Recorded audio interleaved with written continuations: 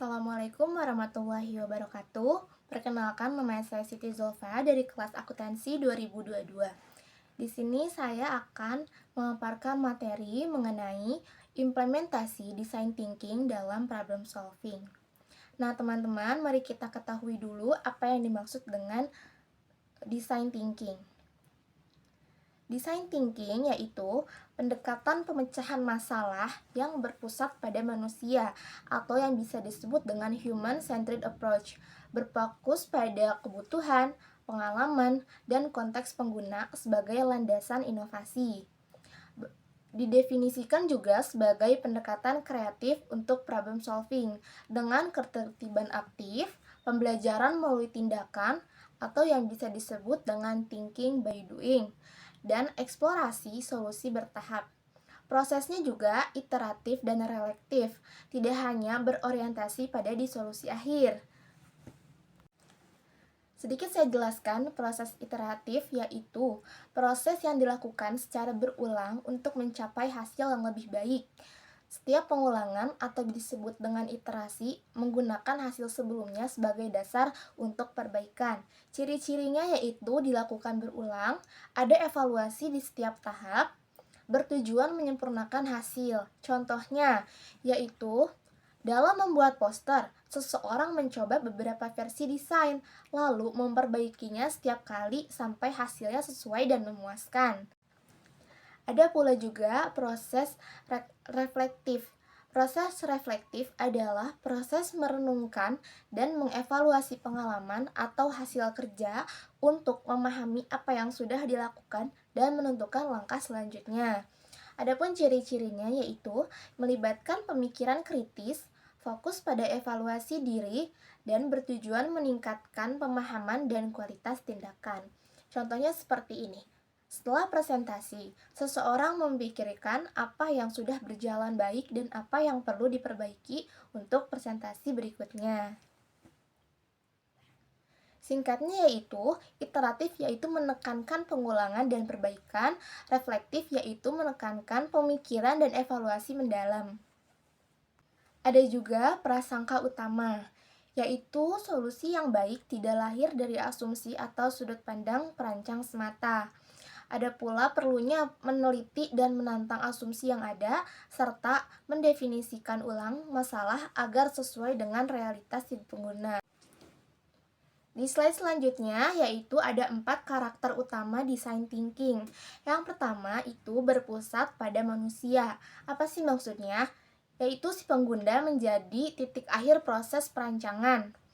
Pemahaman diperoleh melalui observasi, wawancara, dan pengenalan kebutuhan eksplisit maupun implisit. Sedikit saya jelaskan kebutuhan eksplisit.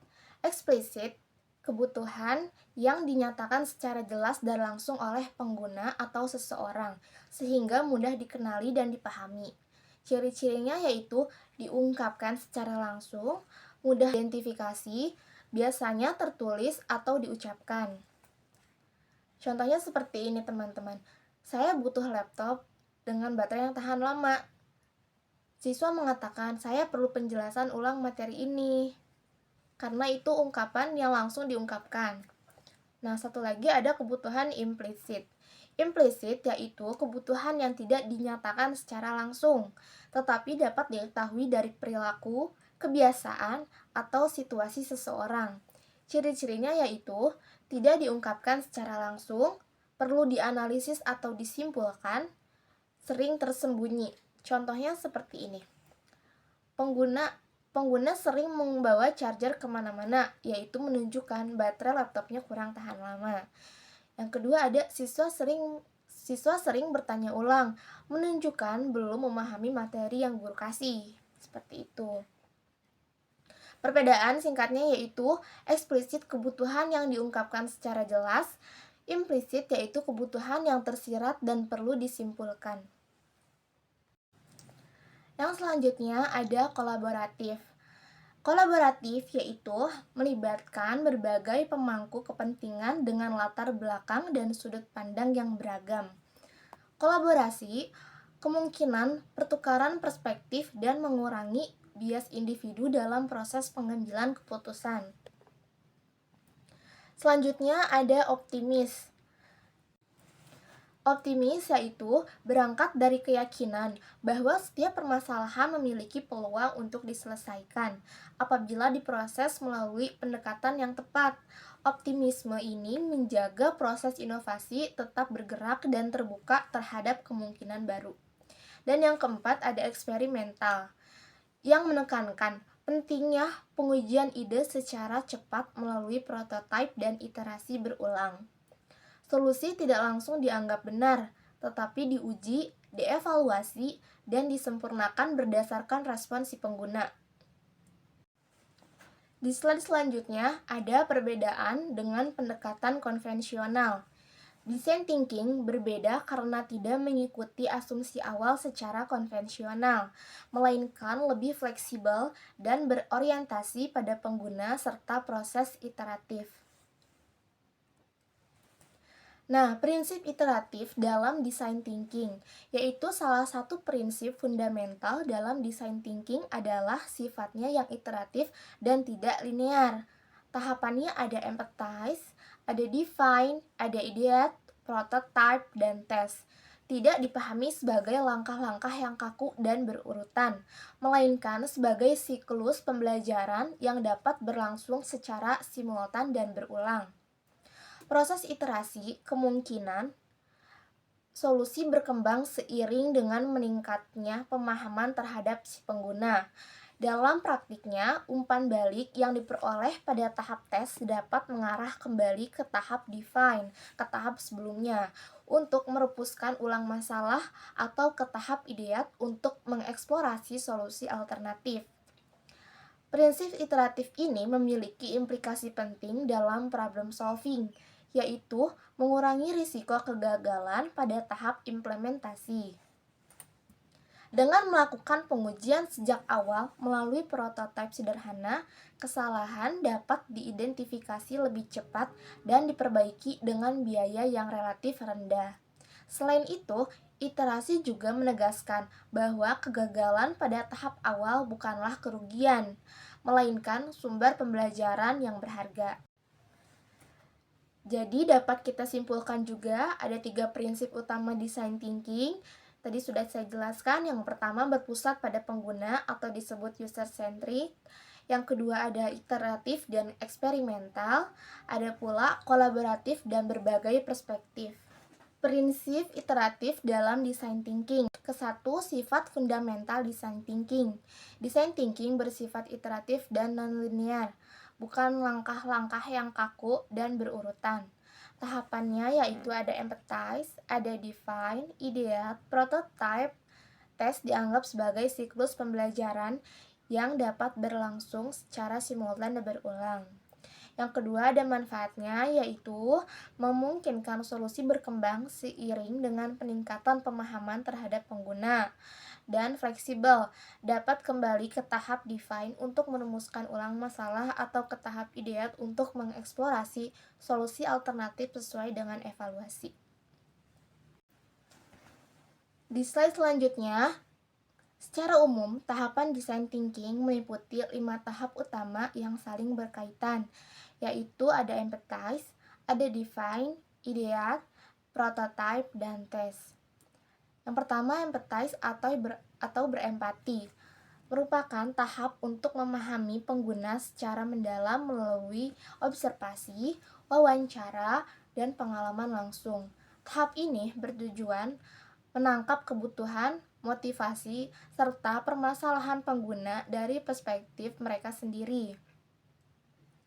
Dan yang kedua ada tahap define, adalah tahap merumuskan masalah atau mencari masalah secara spesifik berdasarkan hasil empati, data, dan insight yang diperoleh disintesis untuk menghasilkan pernyataan masalah yang fokus, relevan, dan berorientasi pada pengguna. Dan tahap yang ketiga ada tahapan ideat atau ide, merupakan tahap eksplorasi ide solusi secara luas tanpa pembatasan awal, yaitu proses ini bertujuan membuka berbagai kemungkinan solusi sebelum dilakukan penyaringan dan pemilihan ide. Dan yang keempat ada tahap prototype, Tahap prototype adalah tahap menerjemahkan ide terpilih ke dalam bentuk nyata, seperti sketsa, model sederhana, atau simulasi. Prototype berfungsi sebagai alat berpikir dan alat belajar untuk menguji asumsi. Dan yang terakhir, ada tahapan tes, yaitu tahap pengujian prototipe kepada pengguna untuk memperoleh umpan balik. Hasil pengujian digunakan sebagai dasar evaluasi dan penyempurnaan solusi melalui proses iterasi. Design thinking juga dibangun atas 4 elemen utama yang saling berkaitan. Yang pertama ada people-centered. Pendekatan design thinking selalu berangkat dari perspektif pengguna. Masalah dipahami berdasarkan pengalaman, kebutuhan, dan konteks pengguna, bukan dari sudut pandang pembuat solusi. Elemen ini menuntut kemampuan empati dan keterampilan mendengarkan secara aktif. Dan yang kedua, highlight kreatif.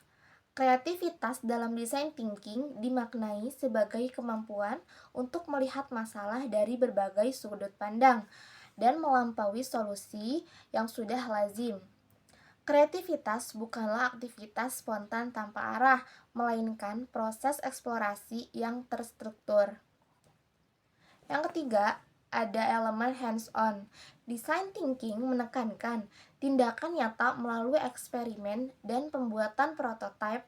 Pendekatan ini mendorong pembelajar untuk segera menguji ide dalam bentuk sederhana, sehingga proses belajar berlangsung secara konkret.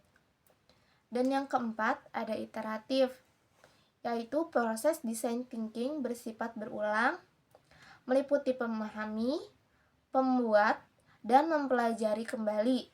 Setiap tahap dapat diulang untuk menyempurnakan solusi berdasarkan hasil pembelajaran sebelumnya. Selanjutnya ada contoh penerapan di Indonesia. Saya mengambil kasus yaitu dengan judul peningkatan layanan publik di Jakarta. Masalahnya yaitu antrian panjang dan proses rumit pada pelayanan administrasi kependudukan. Baik, latar belakangnya yaitu sebelum implementasi design thinking, layanan administrasi kependudukan di Jakarta, seperti contohnya pembuatan atau perpanjangan KTP elektronik, akta kelahiran atau kematian, atau surat keterangan domisili dan dokumen kependudukan lainnya, menghadapi tantangan yang kompleks dan berdampak luas bagi masyarakat. Yang pertama itu ada antrian panjang yang tidak terkontrol. Di banyak kantor kecamatan dan kelurahan, warga harus datang sejak pagi bahkan menjelang tengah malam untuk mendapatkan nomor antrian. Beberapa kasus menunjukkan waktu tunggu yang mencapai 5-8 jam per transaksi, bahkan untuk layanan yang secara teoritis hanya membutuhkan beberapa menit. Hal ini disebabkan oleh sistem antrian manual yang tidak terintegrasi, jumlah petugas yang terbatas, dan proses kerja yang belum terstandarisasi. Proses rumit dan tidak transparan. Banyak warga merasa kebingungan dengan persyaratan dokumen yang sering berubah-ubah antar lokasi layanan, serta alur proses yang tidak dijelaskan dengan jelas. Beberapa warga harus datang berkali-kali karena kelengkapan dokumen yang tidak sesuai atau kesalahan data yang terjadi selama proses pengolahan. Hal ini tidak hanya membuang waktu masyarakat, tetapi juga meningkatkan risiko terjadinya praktik yang tidak sesuai prosedur akibat frustasi yang dialami baik warga maupun petugas pelayanan tersebut. Ada juga aksesibilitas yang rendah. Bagi warga yang tinggal di daerah terpencil di Jakarta atau memiliki keterbatasan fisik, datang langsung ke kantor layanan menjadi beban tambahan.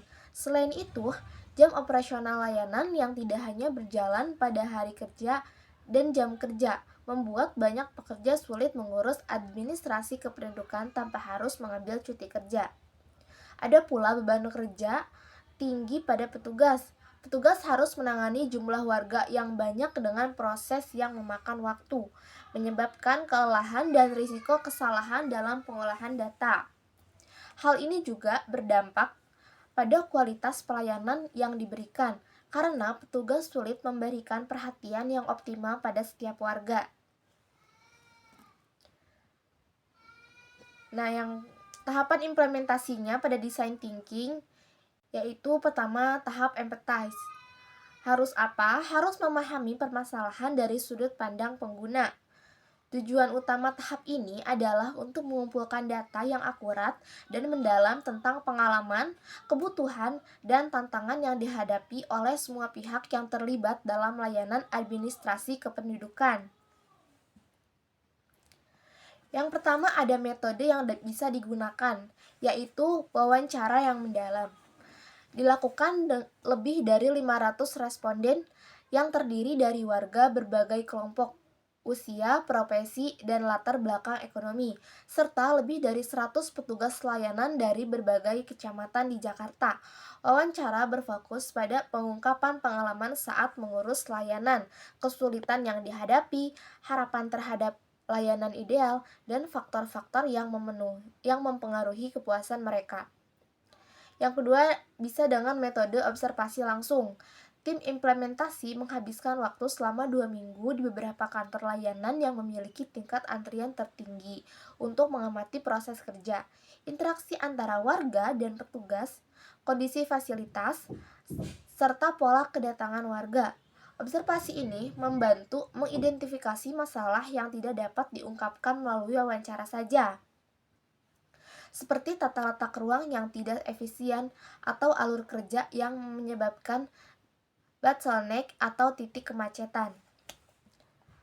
Ada juga dengan metode analisis data exiting. Tim menganalisis data jumlah kunjungan warga per hari, waktu rata-rata pengerjaan layanan, jumlah keluhan yang diterima, dan jenis kesalahan yang sering terjadi dalam pengolahan dokumen. Data ini memberikan gambaran objektif tentang skala masalah yang ada. Ada pula dengan focus group discussion atau FGD, dilakukan dengan kelompok warga yang memiliki karakteristik khusus seperti lansia, penyandang disabilitas, pekerja lepas, atau ibu rumah tangga untuk mendengarkan perspektif yang lebih spesifik tentang kebutuhan mereka.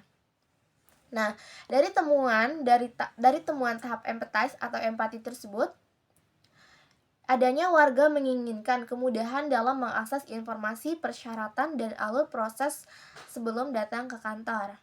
Banyak warga lebih suka mengurus layanan tanpa harus datang atau dengan waktu tunggu yang singkat. Ada pula petugas merasa kesulitan karena harus menangani pertanyaan berulang dari warga dan proses data yang masih manual sebagian besar. Ada pula keterbatasan teknologi dan pelatihan bagi petugas menjadi hambatan dalam meningkatkan efisiensi. Dan yang kedua itu ada tahap define, yaitu mendefinisikan masalah dengan jelas.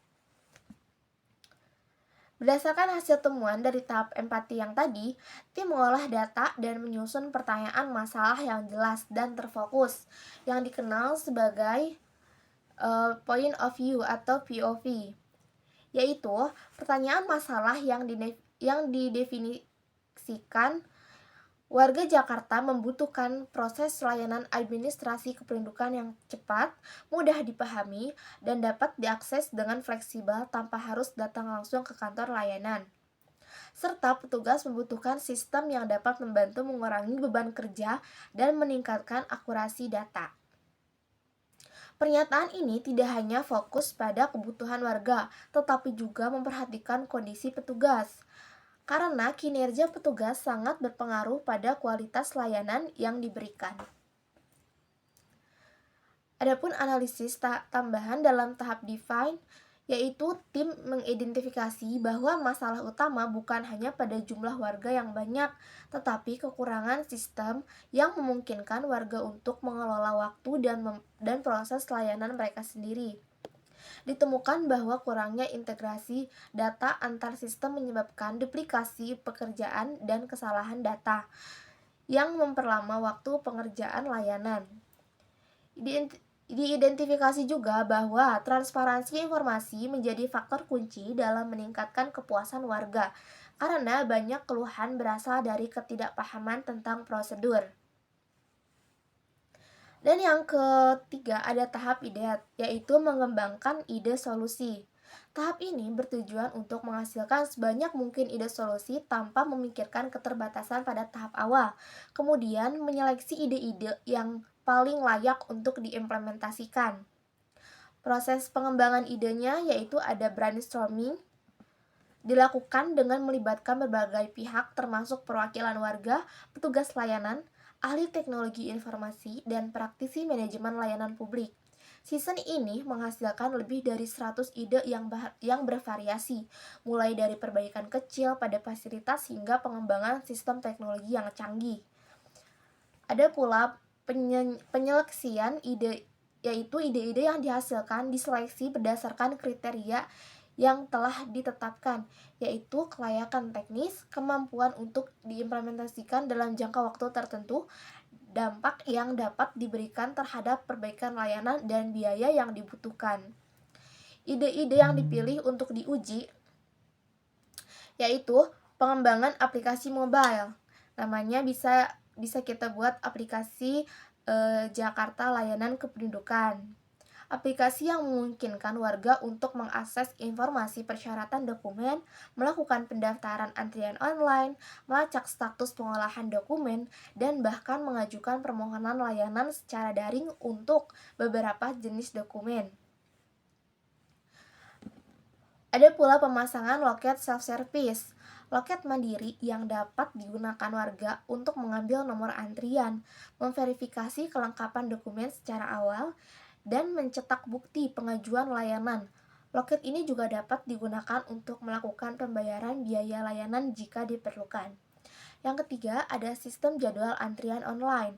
Fitur yang memungkinkan warga untuk memilih tanggal dan jam kunjungan yang diinginkan, sehingga mengurangi antrian langsung di kantor layanan dan memungkinkan petugas untuk mengatur jadwal kerja dengan lebih baik.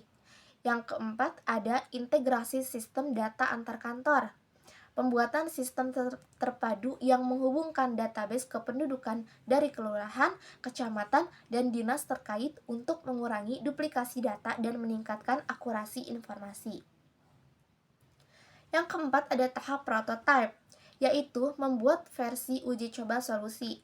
Tujuan tahap ini adalah untuk membuat representasi fisik atau digital dari solusi yang telah dipilih agar dapat diuji dan diperbaiki sebelum diimplementasikan secara luas. Pengembangan prototipe yang pertama ada prototipe aplikasi mobile. Dibuat dalam versi minimum viable product atau MVP yang mencakup fitur utama seperti informasi layanan, pendaftaran antrian online, dan pelacakan status dokumen. Antarmuka pengguna dirancang sedemikian rupa agar mudah digunakan oleh semua kelompok usia termasuk mereka yang tidak terlalu mahir dengan teknologi. Yang kedua ada prototype loket self-service. Dibuat dalam bentuk mini yang terdiri dari layar sentuh, scanner dokumen, dan printer sederhana. Loket ini diuji dengan menggunakan sistem perangkat lunak yang masih dalam tahap pengembangan untuk melihat kemampuannya dalam menangani proses yang direncanakan. Ada pula prototipe sistem jadwal antrian online. Diintegrasikan dengan prototipe aplikasi mobile dan sistem manajemen antrian yang digunakan oleh petugas di kantor layanan untuk melihat bagaimana sistem dapat bekerja secara bersamaan. Proses pembuatan prototipe, yaitu tim bekerja sama dengan vendor teknologi lokal untuk mengembangkan prototipe dalam waktu sekitar 3 bulan. Selama proses ini, tim terus berkomunikasi dengan warga dan petugas untuk memastikan bahwa prototipe yang dibuat sesuai dengan kebutuhan mereka. Beberapa perubahan kecil dilakukan pada antarmuka aplikasi dan desain loket berdasarkan masukan awal yang diterima. Dan yang terakhir teman-teman ada tahap tes, yaitu menguji dan menyempurnakan solusi.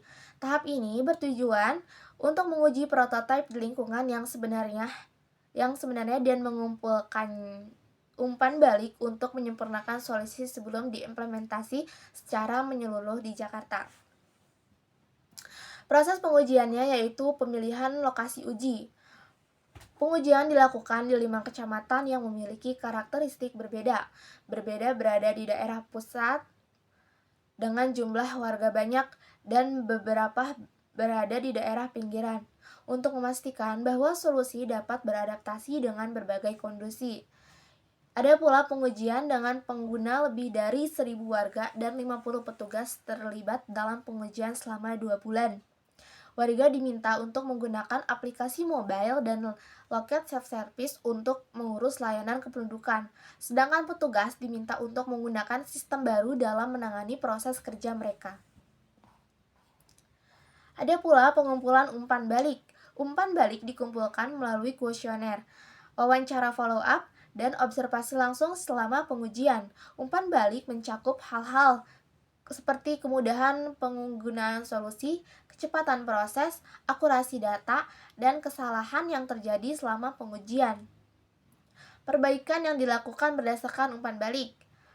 Pada aplikasi mobile, ditambahkan fitur untuk menggugah foto dokumen secara daring, diperbaiki tampilan antarmuka agar lebih jelas dan bagi lansia, dan ditambahkan dokumen bahasa daerah Betawi selain bahasa Indonesia dan Inggris. Ada pula pada loket self-service, ditingkatkan kecepatan scanner dokumen, ditambahkan panduan visual yang lebih jelas untuk membantu warga menggunakan loket, dan dipasang sistem suara untuk memberikan instruksi kepada pengguna.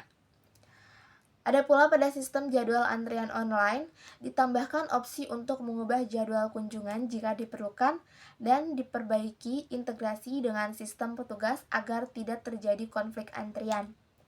Pada sistem integrasi data, ditingkatkan juga pula keamanan data dan diperbaiki secara sinkron antar database untuk mengurangi kesalahan data.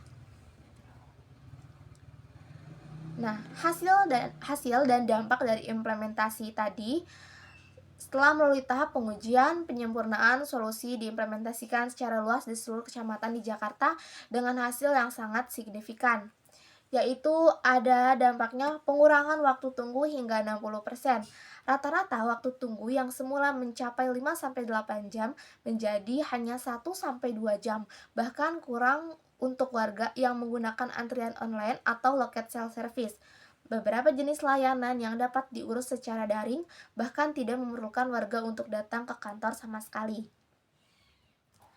Ada juga peningkatan kepuasan warga. Berdasarkan survei yang dilakukan setelah diimplementasi, tingkat kepuasan warga terhadap layanan administrasi kependudukan meningkat sekitar 35%, menjadi lebih dari 80%. Warga merasa lebih puas karena menjadi lebih cepat, jelas, dan mudah diakses.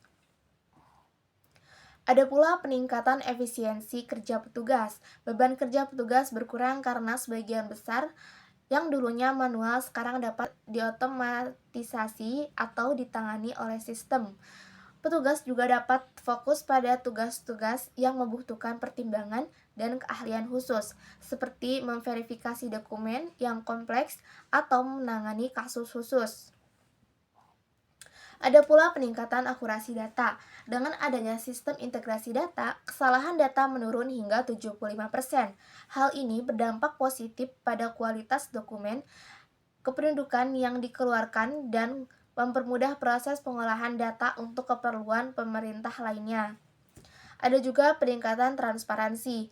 Warga dapat dengan mudah mengakses informasi tentang layanan yang dibutuhkan melalui aplikasi mobile atau situs web resmi, sehingga mengurangi kesalahpahaman dan keluhan yang tidak perlu.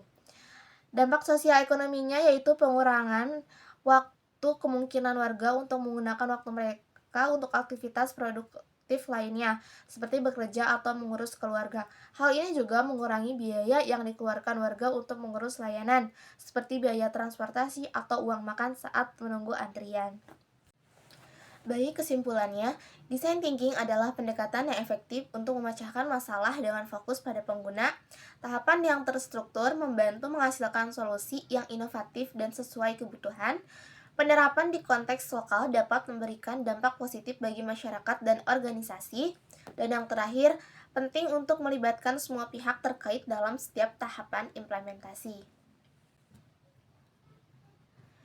Cukup sekian teman-teman pemaparan materi dari saya.